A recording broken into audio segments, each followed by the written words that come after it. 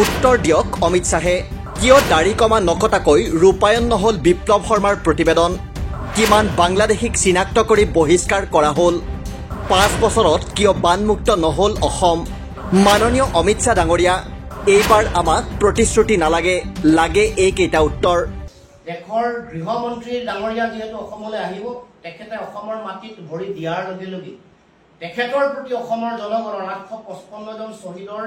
ত্যাগক শ্ৰদ্ধাৰে সোঁৱৰি ক'ব খুজিছোঁ, বাংলাদেশলৈ গ'ল,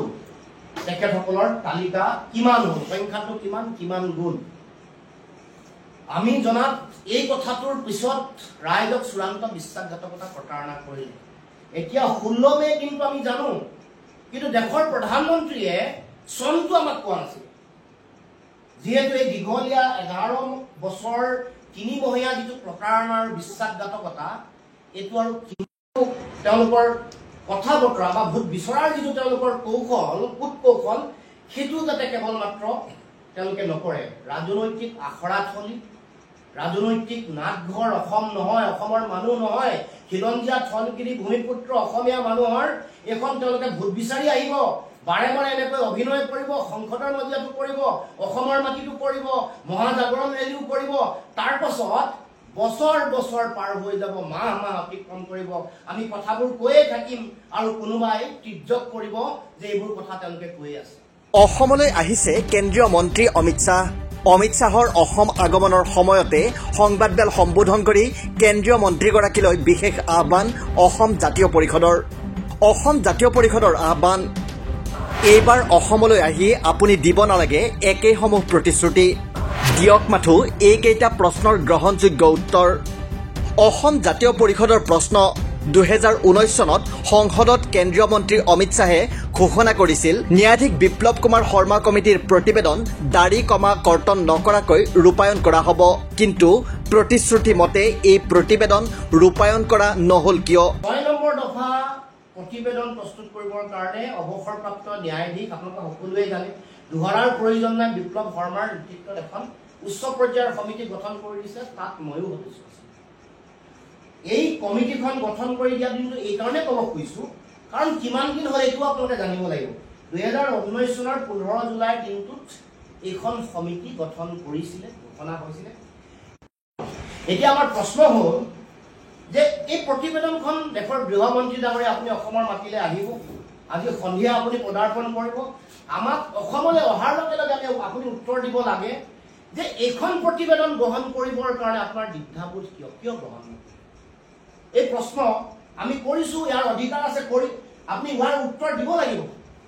অসম জাতীয় পৰিষদৰ দ্বিতীয় প্ৰশ্ন, 2014 লোকসভা নিৰ্বাচনৰ পূৰ্বে প্ৰধানমন্ত্ৰী নৰেন্দ্ৰ মোদীয়ে ঘোষণা কৰিছিল যে সকলো অবৈধ বাংলাদেশীয়ে সেই বছৰৰ 16 মেৰ পাছত ভাৰত এৰি যাব লাগিব। প্ৰধানমন্ত্ৰীৰ সেই প্ৰতিশ্ৰুতি পালনৰ প্ৰাথমিক দায়িত্ব কেন্দ্ৰীয় গৃহ মন্ত্ৰালয়ৰ। সেই প্ৰতিশ্ৰুতি পূৰণ কৰা হ'লনে? আৰু এই অসমৰ প্ৰতি বিশ্বাসঘাতকতা প্ৰতাৰণা এনেকেই বাৰে বাৰে কৰি আহিব নেকি? এই প্ৰশ্নৰো আমি উত্তৰ দিব খুজিছোঁ দেশৰ প্ৰধানমন্ত্ৰী নৰেন্দ্ৰ মোদী ডাঙৰীয়াক, গৃহমন্ত্ৰী অমিত শ্বাহ ডাঙৰীয়াক আপোনালোকক সুধিব খুজিছোঁ, অসমৰ মানুহৰ প্ৰতি এয়াই আপোনালোকৰ দৃষ্টিভংগী, এয়াই আপোনালোক ব্যৱহাৰ নেকি? ইয়াৰ উত্তৰ দিব লাগে। অসম জাতীয় পৰিষদৰ তৃতীয় প্ৰশ্ন, 2021 চনৰ অসম বিধানসভা নিৰ্বাচনৰ প্ৰচাৰলৈ আহি 15 মাৰ্চৰ দিনা গুৱাহাটীৰ খানাপাৰাত অমিত শ্বাহে ঘোষণা কৰিছিল যে ছেটেলাইট প্ৰযুক্তি ব্যৱহাৰ কৰি অসমৰ বানাক্ৰান্ত অঞ্চলসমূহ চিনাক্ত কৰি ব্ৰহ্মপুত্ৰৰ চৌদিশে কিছুমান পুখুৰী খান্দি নৈৰ পানী সেই পুখুৰীসমূহলৈ বোৱাই নি অসমৰ বানপানীৰ সমস্যা 5 বছৰৰ ভিতৰত স্থায়ীভাৱে সমাধান কৰা হ'ব। সেই প্ৰকল্প এতিয়া কি পৰ্যায়ত? আমি বানপানী সম্পৰ্কত কেন্দ্ৰীয় গৃহমন্ত্ৰীয়ে কি কৈছিল সেই কথা আপোনালোকক শুনোৱাম। এতিয়া আহোঁ 8 ফেব্ৰুৱাৰী 2014 চনত নৰেন্দ্ৰ মোদী ডাঙৰীয়াই মহাজাগৰণ যাত্ৰাত অংশগ্ৰহণ কৰিছে। মই ডেটবোৰ এইকাৰণে কৈছোঁ, কাৰণ গম পাব লাগিব কিমানবাৰ মিছা কথা কৈছে, কিমানবাৰ বিশ্বাসঘাতকতা প্ৰতাৰণা কৰিছে আৰু কিমানবাৰ এইবোৰ মিছা কথা কৈ ভোট লৈছে। তাৰ পাছত আহোঁ 2021 চনৰ 15 মাৰ্চত খানাপাৰাত অমৃত শ্বাহ ডাঙৰীয়াই ভাষণ এটা দিছিল। সেই ভাষণ মোদী ডাঙৰীয়াই 8 ফেব্ৰুৱাৰীত কোৱা কথাৰ মানে বা চৰকাৰ কথা কোৱাৰ 11 বছৰ 6 মাহ 20টা দিন আছে। হিচাপটো দিছোঁ। মোদী ডাঙৰীয়াই এই মহাজাগৰণ য'ত স্থায়ী সমাধান বানপানী গৰাখহনীয়াৰ স্থায়ী সমাধান কৰিম বুলি কৈছিল পুৱা 8 ফেব্ৰুৱাৰী 2024 পৰা আজিলৈকে 11 বছৰ 6 মাহ 20 দিন হৈছে আৰু অমৃত শ্বাহ ডাঙৰীয়াই 2021 চনৰ 15 মাৰ্চত পুৱা 4 বছৰ 5 মাহ 13 দিন হৈছে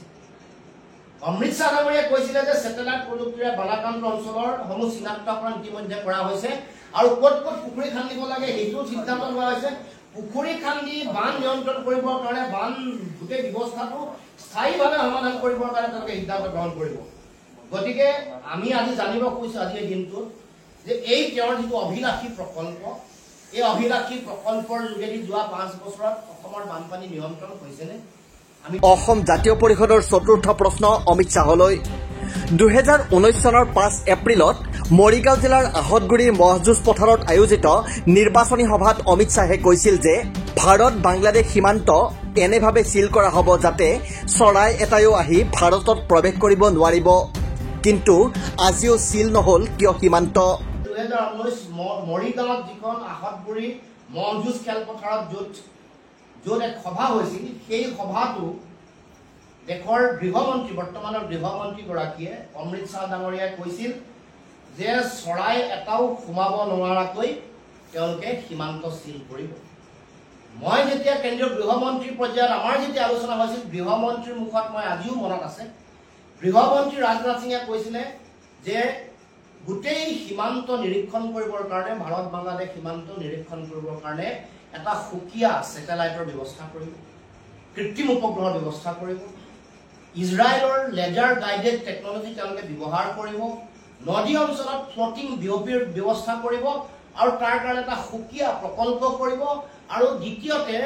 সীমান্ত সুৰক্ষাৰ কাৰণে সেকেন্ড লাইন অফ ডিফেন্স অসমৰ বচা যুৱকক অসমত এটা নতুনকৈ সুকীয়া এটা বেটেলিয়ান তেওঁলোকে গঠন কৰিব এইটো মোৰ মনত আছে কিন্তু সেই কথা বতৰাবোৰ মই 16 চনৰ কথা ক'লো গৃহমন্ত্ৰীৰ লগত হোৱা আলোচনাৰ কথা ক'লো 2019 চনৰ 5 এপ্ৰিলত অমৃত শ্বাহে মৰিগাঁৱৰ আহতগুৰিৰ মহযুঁজ খেলপথাৰত কোৱা বক্তব্যৰ কথা ক'লো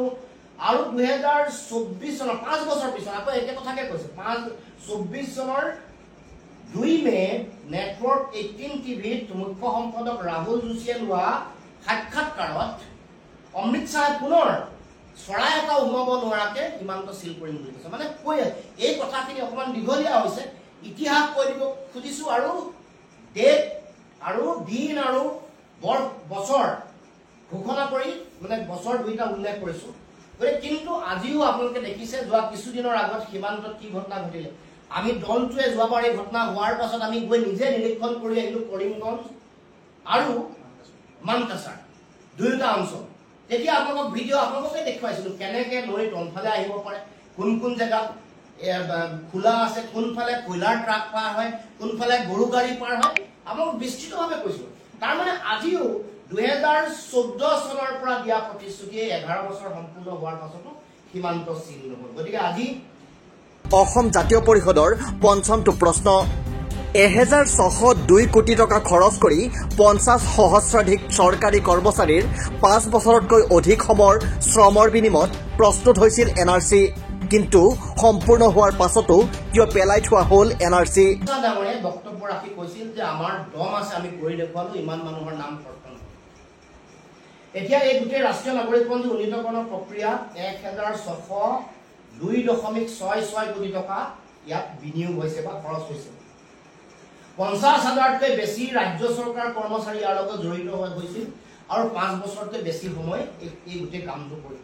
কৰোঁতে তেওঁলোকক লাগিছিল এতিয়া আমাৰ গৃহমন্ত্ৰী ডাঙৰীয়াৰ প্ৰশ্ন যে এই ৰাষ্ট্ৰীয় নাগৰিকপঞ্জীৰ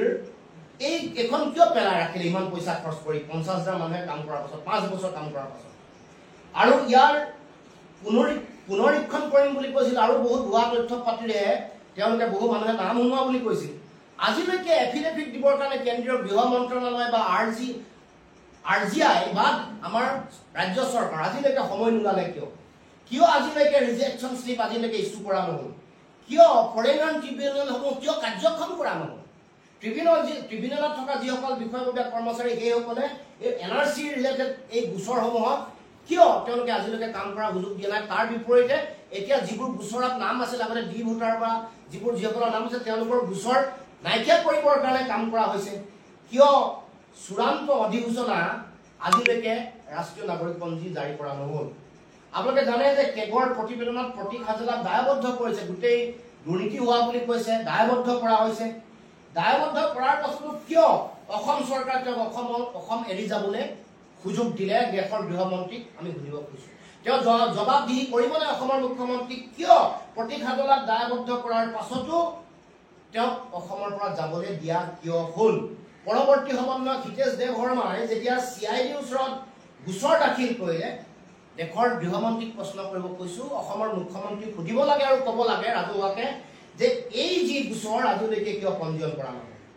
জনস্বাৰ্থ বিৰোধী এই কাম কাজৰ কাৰণে অসম চৰকাৰক গৃহমন্ত্ৰীয়ে জবাবদিহি কৰিবনে এই প্ৰশ্ন উত্থাপন কৰিব নিউজ ডেস্ক ৰিপোৰ্ট দি ক্ৰছ কাৰেণ্ট